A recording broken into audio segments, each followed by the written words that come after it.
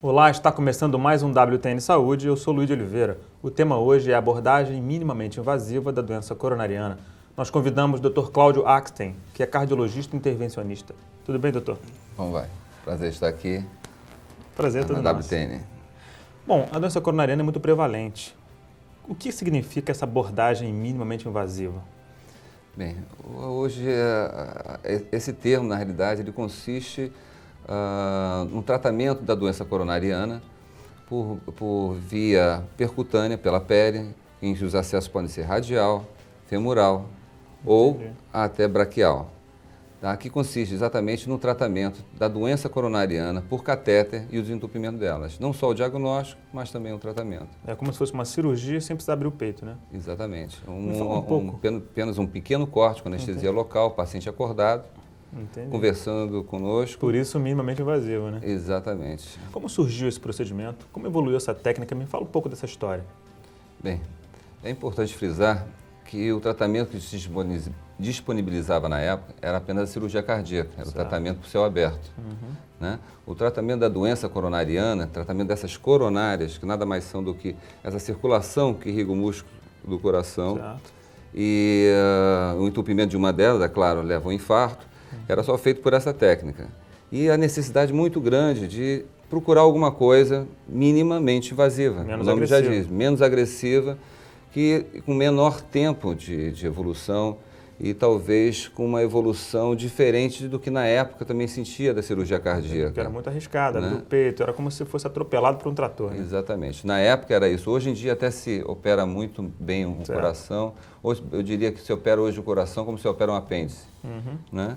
Mas eu defenderia mais a técnica da angioplastia, que é a minha especialidade, e diria que hoje ela é uma técnica bastante segura, com um grande avanço tecnológico, com o avanço dos materiais, do contraste e das técnicas hoje empregadas. Mas desde quando veio? Quando surgiu?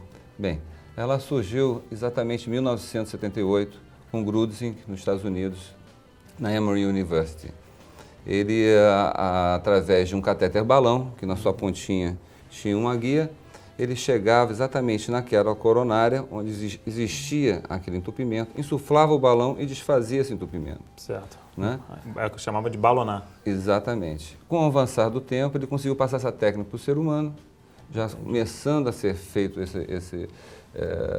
com esse avanço da técnica, porque passou do porco para o humano, depois de muito tempo de experimental. Cobaias, né? Exatamente. Depois de muita técnica experimental, foi autorizado para ser utilizado em humano. Com uma boa e satisfatória... Revolucionária. Exatamente. Todo mundo ficou bastante entusiasmado na época. Obviamente que na época os resultados não eram tão brilhantes quanto a gente gostaria que fosse. Porque, embora a gente encontrasse coronárias maravilhosamente bem tratadas, elas, às vezes, com o passar dos meses, ela voltava a entupir. Recidivava, né? Mas não por entupimento de placa de gordura, mas é porque aqui naquele local havia uma cicatrização local e essa cicatrização exacerbada ou exuberante restenosava, voltava a fechar a luz do vaso. Eu diria que como se fosse um queloide, aquela cicatriz alta que se tem, e essa cicatriz alta voltava a entupir a luz do vaso. Daí a necessidade, depois do surgimento do aparecimento do balão, a necessidade de se encontrar alguma outra coisa que ainda fosse melhor que o balão. Para sustentar a abertura. O resultado, tem um resultado melhor, porque esse resultado era em torno de 50% desses pacientes, ou às vezes mais, além do risco, muitas vezes calculado, o entupimento se fazia 6 meses ou 1 ano depois, ele voltava a incidir nesse mesmo paciente. Fora que a técnica da angioplastia, ela existe até hoje, ela é muito utilizada, mas como meio de continuidade para a implantação do stent. Hoje, não só como uma técnica única. Né? Naquela época, exatamente. Naquela época, o balão corria o risco de abrir cortar uma artéria, rasgar uma artéria, fechar uma artéria. Então, a gente tinha uma série de efeitos secundários a balonar uma coronária. Simplesmente, né? Né? E os resultados também advindos da técnica também não eram tão brilhantes assim. Aí chegou-se ao stent. Esse stent nada mais é do que vou mostrar aqui para vocês. É um balão que em volta dele vem uma prótese de metal que envolve esse balão. E quando a gente chega exatamente no local da obstrução, esse balão é insuflado e ele é aberto esse estente. E fica lá como se fosse uma mola, né? Exatamente. É impactado contra a parede da artéria um X número de atmosferas e ali ele fica, se retira o balão, a guia por onde ele navegou. E ele fica sustentando essa lesão. Exatamente. Então ele amassa, digamos assim, aquela placa, sustenta aquela placa contra a parede, vai haver uma cicatrização local e, obviamente, infelizmente não conseguimos ainda ficar livre totalmente dessa cicatrização, né? Da estenose. Claro que em torno de 50% que nós tínhamos só com a técnica do balão, com o advento dos estentes, essa restenose, né, esse termo técnico que a gente utiliza, minimizou bastante, né? Diminuiu para em torno de 20% a 30%. Né? Enfim, evoluiu muito. Foi necessário ainda mais uma necessidade imensa de se procurar alguma coisa a mais para diminuir essa restenose. Aí surgiu os stents farmacológicos ou os stents com drogas. Entendi. Ou seja, nada mais é do que um stent, né, para diminuir exatamente a restenose, que era de 50%, depois passou em torno de 20% para 30%, e agora, com o advento dos stents com droga, já estamos em torno de 5% a 7%. Quer dizer, estamos tendendo ao zero, tendendo a evolução é exatamente essa. Ou seja, é um stent que vem preso à sua estrutura, uma droga, e essa droga tem a finalidade de ser liberada lentamente para inibir o crescimento dessa cicatriz. Isso é fantástico. Né? Mas me conta, além do tratamento, né, que na verdade é a implantação do stent, o balonamento da lesão, você usa esse meio percutâneo para fazer diagnóstico também, ainda é o padrão ouro, não é? O que o pessoal chama de cateterismo, na realidade, nada mais é do que a coronariografia com ventriculografia. Seria o exame contrastado das coronárias e do ventrículo esquerdo. Que você desenha a anatomia da coronária saudáveis e das lesões. Exatamente. Você identifica a lesão para você indicar o procedimento. Exatamente. Quer dizer, a gente chega a esse exame através de vários exames complementares, seja uma prova de esforço positiva, uma cintilografia positiva, que é um exame que é feito em medicina nuclear, para mapear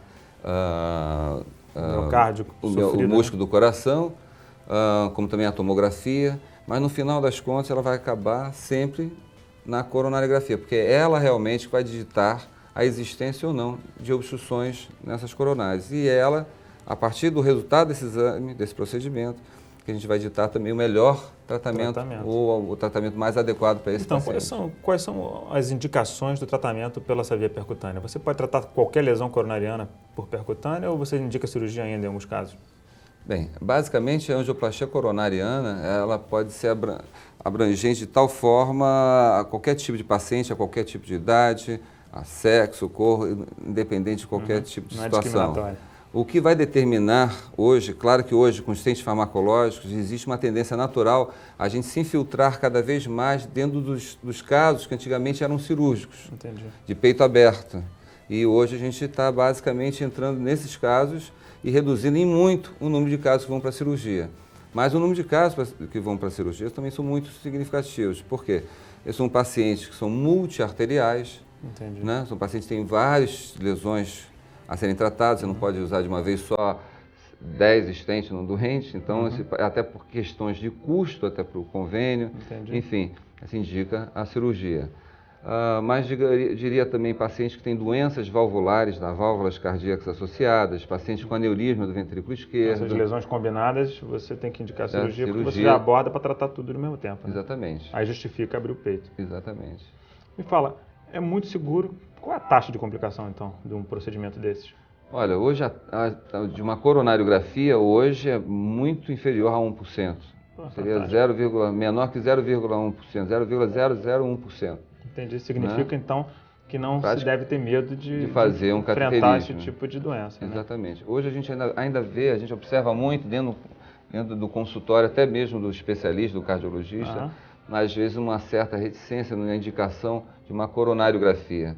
Mas hoje com a evolução, não só defendendo a minha área, que seria a angioplastia, a cardiologia intervencionista, mas eu diria também a evolução da cirurgia cardíaca, a segurança com que a gente realiza tanto um tratamento quanto o outro. É inadmissível hoje a gente ter um paciente no nosso consultório com dor no peito.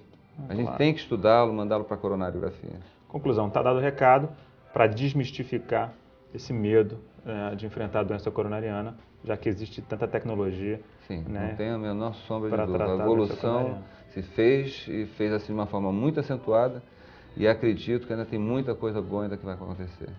Foi um prazer ter você aqui. O prazer foi todo meu. A gente vai ficando por aqui com WTN Saúde.